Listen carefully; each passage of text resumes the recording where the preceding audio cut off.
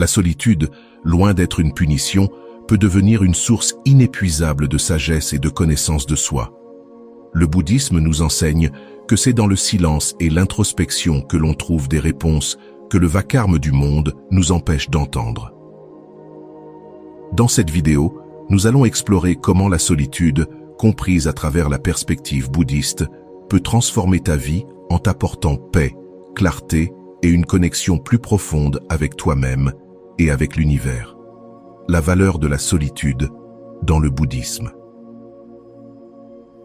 Dans la vie, il y a des moments où être seul n'est pas un choix, mais une réalité.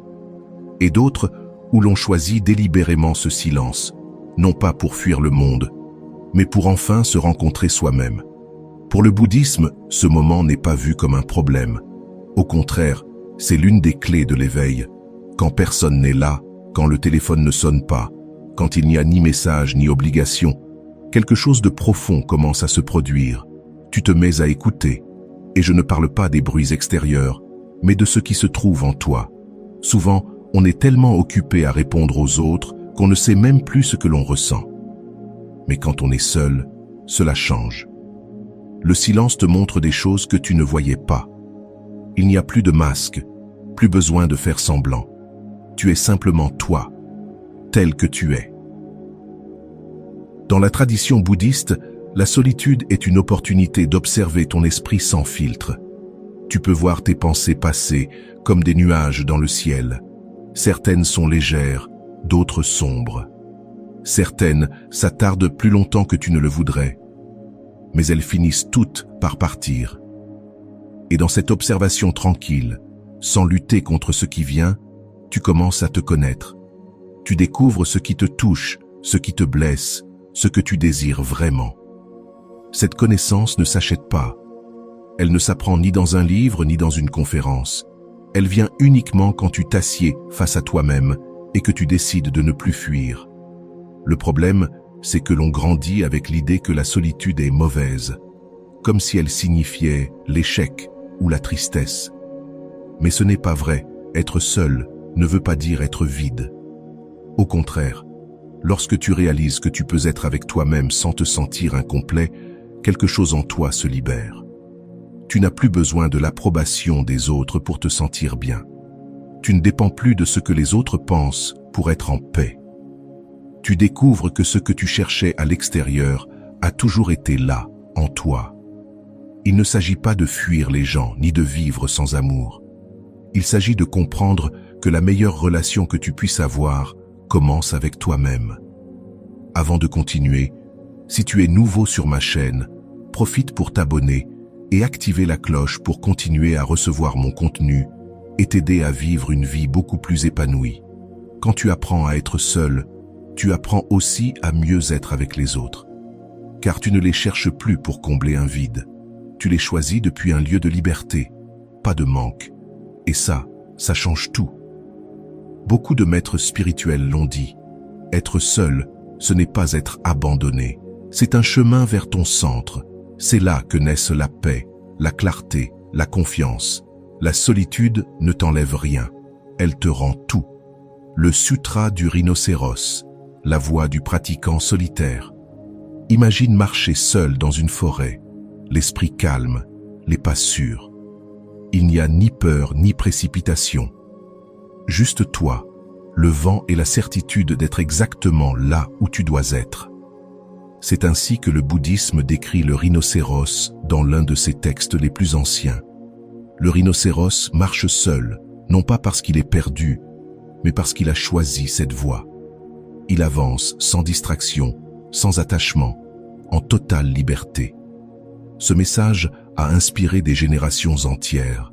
Il ne s'agit pas de rejeter les autres, mais de se rappeler que, parfois, la croissance intérieure exige de l'espace. Le sutra du rhinocéros ne parle pas d'isolement comme punition, mais comme choix conscient. Ce texte met en lumière l'importance de ne pas se laisser entraîner par les opinions des autres, de ne pas suivre des habitudes nuisibles juste pour faire comme tout le monde. Et le plus puissant, c'est qu'il affirme qu'on peut être libre si l'on apprend à marcher seul quand c'est nécessaire.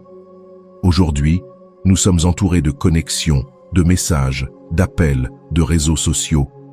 Il y a toujours quelqu'un qui donne son avis, qui dit ce que tu devrais être, ce que tu devrais faire. Mais au milieu de tout ce bruit, on perd souvent la voix la plus essentielle, la nôtre. Le message du rhinocéros est une invitation à s'arrêter, à s'écouter à nouveau, à cesser de courir derrière les autres et à commencer à marcher par conviction. Il y a une phrase qui résume tout. Comme le rhinocéros avance seul, ferme et imperturbable, ainsi doit avancer celui qui veut vivre avec clarté. Cela ne veut pas dire être froid ou indifférent.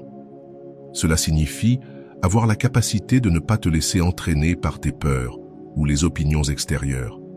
Cela signifie avoir le courage de regarder à l'intérieur de toi et d'avancer depuis cet espace avec honnêteté.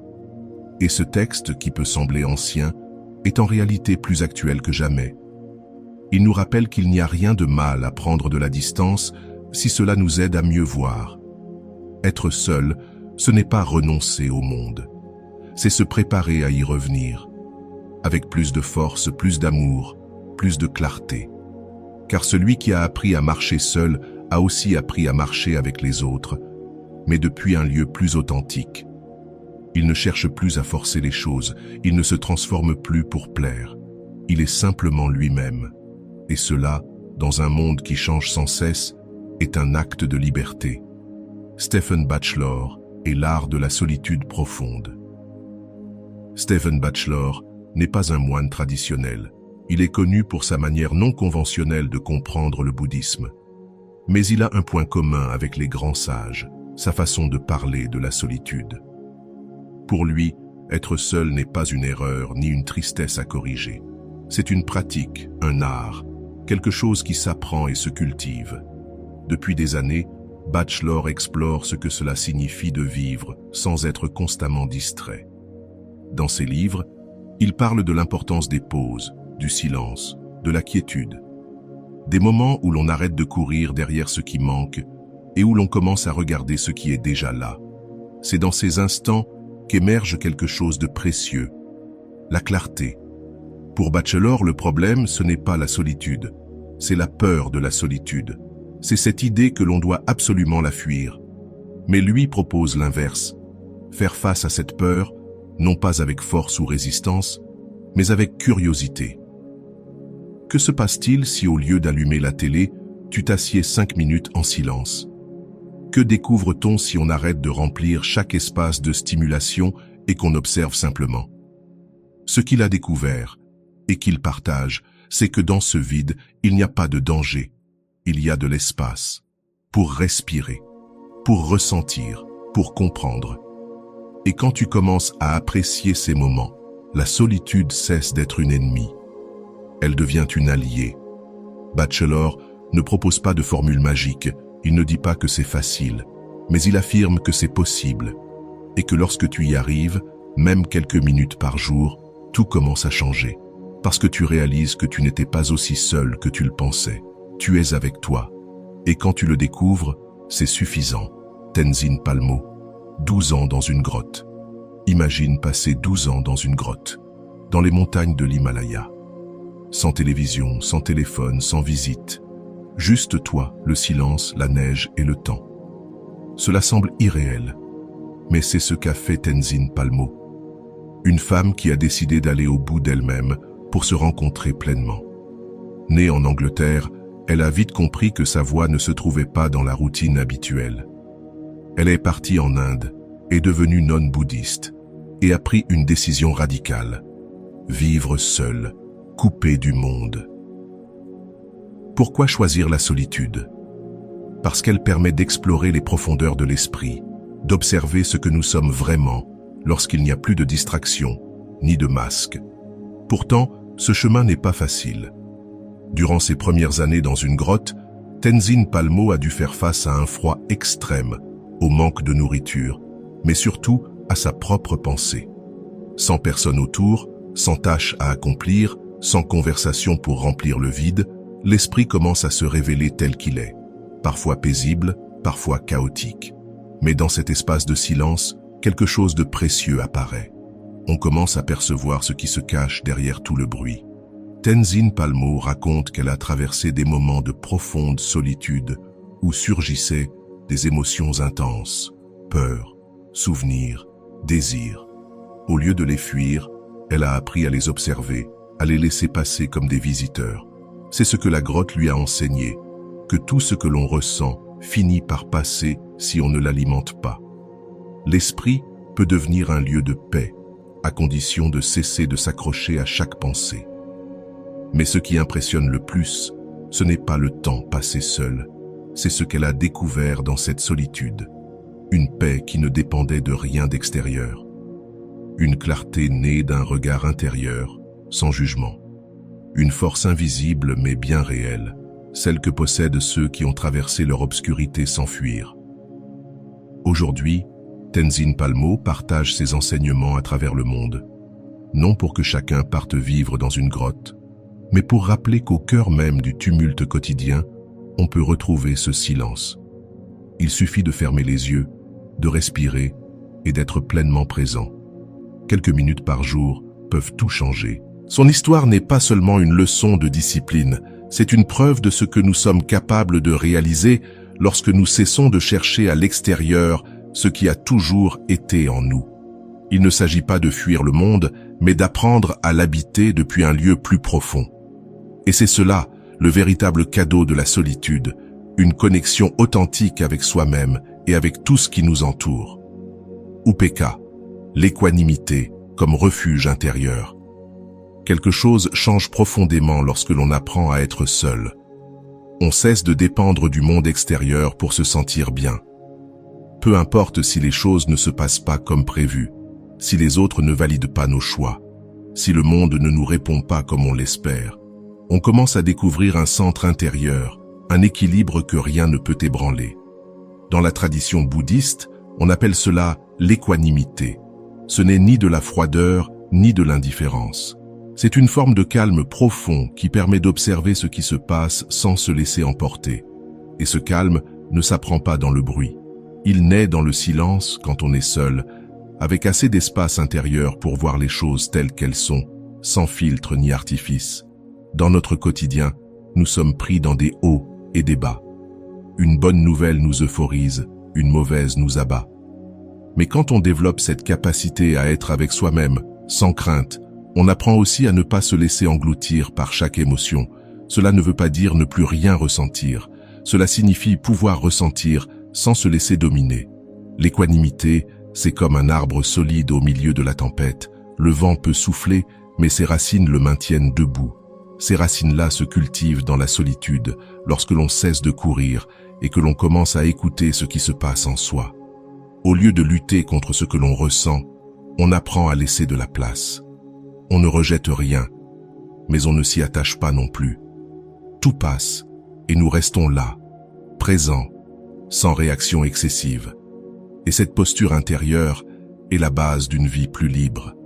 Car lorsque l'on n'est plus à la merci de ses émotions ou du comportement des autres, on retrouve le pouvoir de choisir. Comment agir, comment répondre, comment vivre. Être seul permet de voir plus clairement comment fonctionne notre esprit, de repérer les schémas que l'on répète, les histoires que l'on se raconte, les choses qui nous affectent plus qu'elles ne le devraient. Et au lieu de se juger, on observe. C'est un acte immense de courage que de se regarder en face, sans masque. Mais c'est là que le vrai changement commence. Ce calme intérieur ne se trouve pas en fuyant le monde. Il s'entraîne dans le silence. C'est un refuge toujours disponible, à condition de savoir y revenir. Et quand on apprend à vivre depuis ce centre, rien ni personne ne peut facilement nous arracher à notre paix. La solitude, vécue pleinement, est une grande maîtresse. Elle nous montre qu'il n'est pas nécessaire de tout contrôler pour être en paix. On n'a pas besoin que tout soit parfait. Il suffit d'être là, présent, calme, attentif, avec un regard qui n'écarte rien, mais ne s'attache à rien non plus. Saigyo est la beauté de la nature dans la solitude. Il y a plusieurs siècles au Japon, un homme a compris la solitude comme peu d'autres. Il s'appelait Saigyo, ancien soldat, membre de la cour impériale. Il a tout quitté, son rang, sa vie sociale, ses privilèges. Il est devenu moine errant. Sa quête n'était pas celle de la reconnaissance ou de réponses extérieures. Il voulait se rencontrer lui-même, et pour cela, il a choisi le silence des montagnes, la compagnie des arbres, du vent, de l'eau qui coule lentement. Il a passé des années à marcher seul dans la campagne japonaise. Il dormait sous les arbres, écrivait de la poésie, méditait face aux rivières et aux paysages déserts. Ce qui pourrait sembler être une vie de solitude l'a en réalité relié à quelque chose de beaucoup plus vaste. Dans ce calme, il a découvert une connexion profonde à la nature. Et à travers elle, il a trouvé quelque chose d'encore plus précieux, une connexion à lui-même. Pour Saigyo, être seul ne signifiait pas être isolé. Cela voulait dire être pleinement présent, attentif à chaque détail, un pétale tombant, le craquement d'une branche, la lumière de l'aube sur l'eau. Tout avait de la valeur, tout parlait, tout faisait partie d'un réseau invisible mais palpable. Et dans ce réseau, il a trouvé sa place. La solitude vécue de cette manière n'est pas un enfermement, c'est une expansion. Quand on cesse de remplir sa vie de choses inutiles, quand on arrête de se distraire avec les attentes des autres, on commence à voir le monde autrement, avec des yeux plus clairs, plus doux, plus profonds. Saigyo n'a pas rejeté le monde. Il ne l'a pas haï. Il a simplement compris que pour vraiment l'écouter, il fallait parfois s'en éloigner. Il avait besoin d'un espace pour observer sans jugement, pour ressentir sans être poussé par la pression de l'extérieur. Et c'est dans cette observation que sa poésie est née, non comme une technique, mais comme un souffle, un témoignage silencieux. Je suis ici, et cela suffit. Le plus beau, c'est qu'il ne cherchait pas la célébrité. Pourtant, ces mots ont traversé les générations, parce qu'ils continuent de toucher le cœur de ceux qui les lisent. Il y avait en lui une tendresse, une humilité, une compréhension de la nature éphémère de toute chose. Rien ne dure. Mais chaque instant, s'il est vécu avec attention, porte une beauté qui mérite d'être pleinement ressentie. Lorsque tu es seul, sans te presser, tu peux enfin percevoir ces choses. L'ombre d'un arbre qui se déplace, le vent qui caresse les feuilles, le ciel qui change à chaque minute. Et en observant cela, sans le savoir, tu es en train de t'observer toi-même. Car il y a une partie de toi qui est aussi nature, qui change, qui coule, qui se renouvelle. Le message de Saigyo, ce n'est pas que nous devons tous partir vivre dans la forêt, c'est que nous devons apprendre à être là où nous sommes, les yeux ouverts. On n'a pas besoin de foule ou d'objets pour se sentir vivant. Il suffit de s'arrêter, de regarder et de se laisser toucher par ce qui est simple, vrai et silencieux. Et quand on fait cela, même seul, on ne se sent plus seul. Parce qu'on est enfin avec soi-même, avec la vie, avec tout. La nature ne te juge pas. Elle ne t'exige rien. Elle ne te compare à personne. Elle te montre seulement que tout a un temps, que tout naît, tout meurt, et que dans ce cycle, il y a de la beauté, il y a de la paix, il y a un sens, et peut-être que c'est là, le plus précieux de tous les trésors. Que pouvons-nous apprendre de la solitude? Que lorsque tu cesses de courir, tout prend vie. Et toi aussi. Le Dalai Lama. Compassion et connexion à travers l'introspection. Quand on pense au Dalai Lama, on imagine souvent une figure souriante, sereine, avec un regard qui dégage une paix profonde. Mais derrière cette paix apparente, il y a un long chemin d'introspection, de silence, et aussi de solitude. Même s'il est souvent entouré de personnes et de caméras, sa sagesse ne vient pas d'avoir été au centre du monde, mais d'avoir passé beaucoup de temps à observer son monde intérieur, avec une honnêteté absolue. Très jeune, le Dalai Lama a compris que le bruit extérieur pouvait être une distraction, que pour comprendre la souffrance humaine, il fallait d'abord comprendre sa propre souffrance.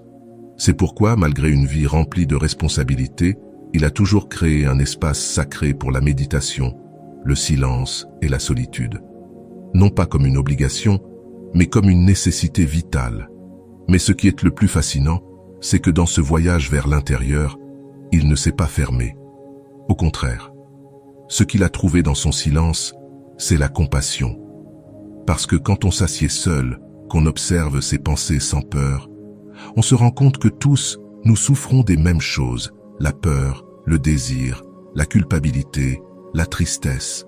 Et quand tu vois cela en toi, tu commences aussi à le voir chez les autres, non plus depuis le jugement, mais depuis l'empathie. Le Dalai Lama le répète souvent. La vraie paix intérieure naît de la compréhension. Et cette compréhension n'apparaît que lorsque tu cesses de réagir, de te justifier. Quand tu te regardes tel que tu es, sans filtre, c'est dans cet espace nu, sans décoration, que commence à émerger quelque chose de très puissant, la connexion à tout ce qui vit. Il ne parle pas de la solitude comme d'une fin, mais comme d'un chemin. Un chemin qui te permet d'affiner ta sensibilité, d'ouvrir ton cœur, de comprendre que tu n'es pas séparé du monde, mais profondément uni à lui. Et cette union ne s'obtient pas en courant après l'approbation ou le succès. Elle se trouve dans la pause, dans le moment où tu choisis de rester avec toi-même, sans distraction. Souvent, on croit que c'est le lien avec les autres qui nous connecte. Et oui, c'est important. Mais si tu n'as pas appris à être bien seul, ce que tu cherches à l'extérieur n'est qu'un pansement. Une manière d'éviter ce qui fait mal. Le Dalai Lama nous enseigne que, lorsqu'on a fait la paix avec son esprit, on peut être avec les autres depuis un lieu pur, sans attente, sans besoin de contrôle, juste avec l'intention d'accompagner. Dans ses enseignements revient toujours cette idée, cultiver l'amour, mais commencer par soi. Ne pas attendre que tout aille bien dehors pour ressentir la paix, mais cultiver cette paix à l'intérieur pour ensuite la partager. Et ce travail commence dans le silence, dans la solitude, dans ce moment où l'on s'assied, où l'on respire et où l'on observe. La solitude n'est pas une punition, c'est une opportunité de te connaître, de guérir, de découvrir ce qui compte vraiment. Et quand tu le fais, tu n'as plus besoin de remplir ta vie de choses. Tu as seulement besoin d'être présent. Exactement comme l'a fait le Dalai Lama tout au long de sa vie. Transformer la solitude en liberté. Il y a un moment où la solitude cesse d'être un poids. Cela ne se produit pas d'un coup ni en un jour, mais ce moment finit par arriver. Et quand il arrive, quelque chose se débloque. C'est comme si, soudain, tu comprenais que tu n'as pas besoin de remplir chaque instant avec quelqu'un, quelque chose ou du bruit. Tu peux être avec toi-même et te sentir complet, sans manque, sans urgence, sans cette anxiété de devoir toujours prouver quelque chose. Ce moment-là, c'est le début d'une vraie liberté. Tout au long de ce voyage, on a vu comment le bouddhisme, à travers ses maîtres et ses chemins, nous montre que la solitude n'est pas l'ennemi, qu'elle peut être une maîtresse, un refuge, un pont, mais surtout une opportunité de nous libérer de ce que nous ne sommes pas. Parce que quand tu es seul, les masques tombent. Tu n'interprètes plus un rôle, tu ne te plies plus aux attentes de personne. Tu es juste toi, à l'état pur. Et oui, au début, ça peut être inconfortable, car dans cet état surgissent les choses que l'on préfère éviter, les vides, les peurs, les blessures. Mais si tu ne fuis pas, si tu restes là un peu plus longtemps, tu commences à comprendre que ces douleurs font aussi partie de toi, et que tu n'es pas brisé. Tu es simplement en train d'apprendre à te voir en entier, avec tes lumières et tes ombres, tes erreurs et tes réussites, sans rien cacher. Transformer la solitude en liberté, c'est changer la façon dont tu te relates à toi-même. C'est cesser de te voir comme quelqu'un qui a besoin d'être validé à tout prix. C'est comprendre que ta valeur ne dépend pas de ce que les autres perçoivent, mais de ce que toi, tu reconnais en toi. Et quand ça, tu l'as compris, tes décisions changent, tes relations changent, ta manière d'être dans le monde change. Tu ne t'agrippes plus, tu ne poursuis plus, tu ne te transformes plus pour plaire. Tu commences à agir depuis ta vérité, depuis le calme, depuis cette force silencieuse née d'avoir passé assez de temps avec toi-même pour savoir qui tu es, ce que tu veux et ce que tu ne veux plus. La liberté que procure la solitude bien vécue n'est pas qu'intérieure. Elle se reflète à l'extérieur, dans le choix de tes amitiés, dans les limites que tu poses, dans la manière dont tu protèges ton énergie. Tu ne remplis plus ton agenda pour fuir le vide. Tu valorises le silence, l'espace, la pause, parce que tu sais que c'est là que tu te régénères, que tu t'écoutes, que tu te transformes. Ce n'est pas un chemin facile. Il demande de la patience, du courage, mais surtout de l'honnêteté, la capacité de regarder à l'intérieur, sans phare, sans excuse. Et cela, même si ça fait mal au début, est l'acte d'amour-propre le plus profond que tu puisses poser. Alors si un jour tu t'es senti seul, ne le vois pas comme une punition. Vois-le comme une invitation.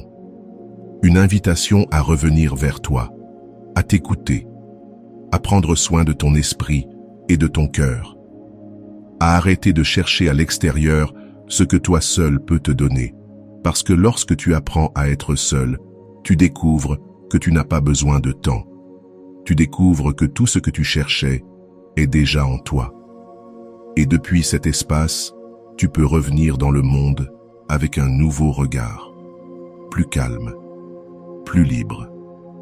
Merci d'avoir été là jusqu'à la fin.